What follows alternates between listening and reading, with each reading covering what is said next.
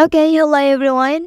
Here I want to provide a tutorial on how to enable compact layout on Skype app on an Android device. Well, compact layout condenses the Skype interface, allowing you to see more contacts and conversations on the screen at once. This can be helpful if you have a smaller screen or if you prefer a more streamlined view. So let's go to the tutorial. Okay, first thing first, enter to the Skype app on your device.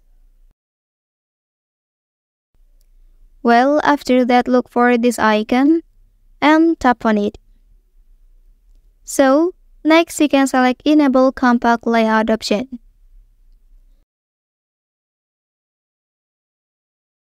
Well, that's the tutorial on how to enable compact layout on Skype app on an Android device. If you are helped by this video, don't forget to like and subscribe to get other information from this channel. Thank you.